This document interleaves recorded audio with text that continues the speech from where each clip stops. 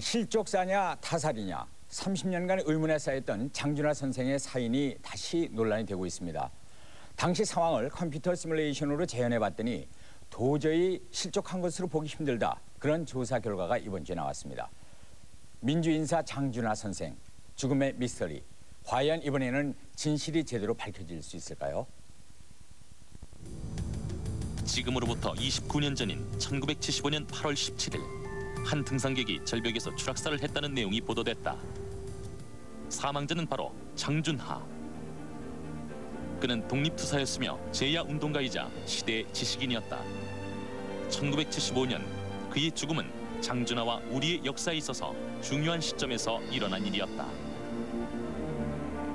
당시 장준하는 박정희 전 대통령의 유신체제를 반대하며 현행 헌법의 개정을 요구하는 백만인 서명운동과 대대적인 불복종 운동을 준비 중이었다고 알려져 있던 시기였다. 더불어 그의 죽음에 제기된 의혹들, 그가 왜 절벽을 내려오려 했는가와 추락사한 시신의 외상이나 골절을 볼 수 없었다는 점이었다. 유일한 증거는 추락을 직접 곁에서 봤다는 목격자의 진술. 어떻게 떨어져? 나무 윗부분을 잡으시고 하면 나무 위기하고 어떻게 그게 잘못되셨는지 그거는 제가 자세히 모르겠습니다. 그래서 제가 여기서 보았을 때 나무가 휘는 걸 봤어요. 장준하의 죽음은 그렇게 단순 추락사로 역사 속에 묻히는 듯했다. 2004년 6월 14일 의문사 진상규명위원회에서는 장준하의 추락사에 새로운 문제를 제기했다. 이번 실험 결과는 역시 추락 사망하지 않았다라고 하는 결론에 도달했다고 봅니다. 주변과 당시 상황을 바탕으로 추락의 순간을 컴퓨터 시뮬레이션으로 재현한 것. 추락 전의 자세를 12가지로 분석해서 실험한 결과 모든 경우에서 골절 및 외상이 생길 수밖에 없다는 것. 따라서 장준하는 추락사를 하지 않았을 것이라는 결론이다. 30년 만에 공개된 사체 사진 15장 어디에도 외상과 골절은 찾아볼 수 없었다. 또한 이 실험은 장준하의 추락 지점에 대해서도 의혹을 제기했는데 만약 추락이 맞다면 시신이 발견된 장소보다 더 아래로 굴러떨어지게 된다는 실험 결과였다. 과학적으로 어떤 추락이라는 과정을 시뮬레이션해 봤을 때 불일치 않은 점이 많다는 거, 많은 분들이 그렇게 생각하셨고 추론하셨던 거를 과학적인 도구로 검증했다는 데 의의가 있다고 봅니다. 추락사임을 유일하게 증언했던 목격자의 진술에도 반론을 제기하는 증거가 속속들이 나타났다. 상당히 이제 중요한 부분에서 동행자의 진술이 일관되지 못하고 있음을 저희가 문서상으로 확인을 했고, 그래서 제가 여기서 보았을 때 나무가 휘는 걸 봤어요. 예, 저는 장준하 씨가 실족 추락할 88년 때 진술에서 소나무를 잡았는지 박 씨 자신은 장준하가 추락 당시 소나무를 잡는 것은 보지 못했고 신문에서 읽은 내용이라고 했다. 다시 2001년도와 2004년도에는 소나무를 잡고 추락하는 것을 봤다고 번복한 것. 이 사건의 유일한 목격자 박 씨의 진실은 무엇일까? 사건 이후 지난 29년 동안 매스컴과 세상에 얼굴을 드러내지 않고 살아온 박 씨. 수소문 끝에 찾아갔지만 집은 비어 있었고 오랜 기다림 끝에 박 씨를 어렵게 만날 수 있었다. 그는 장준하의 이야기를 꺼내자마자 취재진에게 고통을 호소했다. 나이 70이고 30년 된 거를 가지고 30년 동안 고생한 걸 한번 생각해 보면은 그걸 이해가 갈 겁니다. 정말 죽을 시정이에요. 그리고 자신이 말한 것은 모두 진실이라는 말만 계속 되풀이했다. 다 그 당시 거가 진실이에요, 전부. 근데 진술하셨던 내용들이 다 달라요. 아니, 그게 다른 게 아니에요. 목격하신 위치도 다르고 소나무에 대한 그거 존재 여부도 지금 다르고. 그런 얘기 필요 없어. 그게 왜 의문사입니까? 다 밝혀진 거 아닙니까? 저 얘기할 게 없어요. 다 그러고 그 기억이 다 없어졌어요. 그는 더 이상의 이야기는 회피한 채 말문을 닫아버렸다. 장준하의 죽음의 진실을 가장 간절하게 알고 싶은 것은 유가족들. 아직도 그의 죽음을 인정할 수 없다고 한다. 요게 돌아가실 때 쓰시고 계시던 건데 하나 깨지지도 않았어요. 그대로예요. 의혹을 밝히고 싶었지만 가족들은 그간의 세월을 오히려 숨죽이며 견뎌야만 했다고 말한다. 그리고 돌아가신 다음에 8년 동안을 저희가 감금 생활을 했잖아요. 24시간 나서 감시했으니까. 그러니까 애들도 못 나가고 취직이 안 됐어요. 그리고 저 역시 마찬가지고.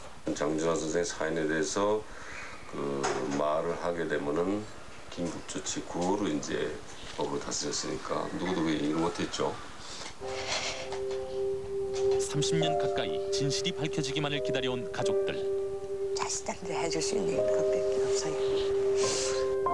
참 감사하죠. 의문사를 뒷받침하며 나타나는 새로운 증거와 밝혀지는 진실들이 비록 미미한 것일지라도 유가족들은 그것이 희망이라고 말한다. 하지만 시뮬레이션과 새로 발견된 사진들이 추락사가 아닐 것이라는 의혹을 제기할 수 있지만 아직까지 사인을 정확하게 밝혀내는 데 한계가 있다고 법의학자들은 말한다. 유골 감정이 꼭 필요하다는 것. 사진만 갖고는 내부에 어떤 상처가 크게 있다든가 없다든가 말할 수 없다는 거죠. 골절이 과연 어떻게 분포가 되어 있는지 골절이 없는지를 확인해 봐야 되겠죠. 번호도 있고 그래. 그러나 가족들은 유골 감정을 쉽게 결정할 수 없다고 했다. 저희가 싫어요. 그것도 없다고 다 해쳐가지고 어쩌자는 거예요. 시신을 봐서 이것이 추락사가 아니라고 확정이 됐을 때도 그렇다 하더라도 그 다음 단계가 어떻게 들어갈 수 있느냐. 그건 즉 국가에서 그 모든 자료를 정말 내놔 줄 수 있느냐 하는 거에 이제 관점이 있는 거죠. 유가족과 의문사 진상규명위원회에서 국가정보원에 요구하는 자료는 바로 장준하와 일가족의 동향을 73년부터 일일이 기록해놓은 문서. 밑에 중앙정보부 695과 3개 이렇게. 결국 사건 당일의 기록이 의문사를 푸는 데 결정적인 역할을 할 것이라고 기대를 하지만 5년 만에 받은 자료에는 단순 추락사라는 내용만 있을 뿐 장준하의 사고 이후의 수사 기록은 빠져 있었다. 자료 요청을 하고 있는데도 불구하고 국가정보원은 이 자료가 무작정 이제 없다 그러고 실제로 있는지 없는지를 확인하자고 하는 요구조차도 또 거부하고 있고 이런 것들이 현재 조사의 난관을 초래케 하고 있는 것입니다. 지난 19일 유가족은 대통령에게 국가정보원이 관련 자료 모두를 제공하게 해달라는 내용의 공개 서한을 보냈다. 국정원은 그 당시에 정당하지 않게 수집되거나 이루어진 공작에 대해서 사회 정의가 세워지지 않는 한 장준하 선생님의 죽음의 의혹을 해결하는 과정은 굉장히 힘들 거다. 진실에 한 발짝 더 다가선 장준하의 의문사. 사건 이후 의문사가 일어났던 장소는 인적이 끊겨 있다고 했다. 장준하의 죽음은 앞으로 어떤 진실의 모습을 가지고 세상에 드러나게 될 것인가. 그러니까 자식된 도리로서 도저히 저는 이해가 안 되고 여기 항상 올 때마다 답답한 거지. 답답하고 가슴 아프고. 밝혀지겠죠 언젠가는. 밝혀지면은 우리 가족들은 이제 마음 좀 시원해질 거고.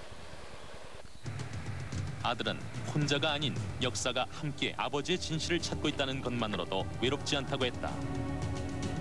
장준하의 죽음이 간직한 비밀을 풀어가는 과정.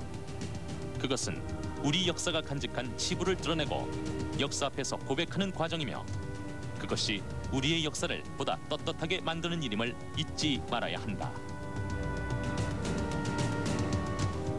세월이 흐르고 시대가 바뀌면서 많은 사람들이 장준하 선생을 잊어갑니다. 그러나 그의 가족들은 그리고 장준하 선생 같은 분이 없었다면 여기까지 오기 힘들었을 우리의 민주주의 역사는 그의 죽음을 잊지 않고 있습니다. 이제 시대의 변화에 걸맞게 국가정보원이 나서서 장 선생의 의문사 관련 자료를 전면 공개할 것을 다시 한번 강력히 촉구합니다. 조금 전에도 그 사고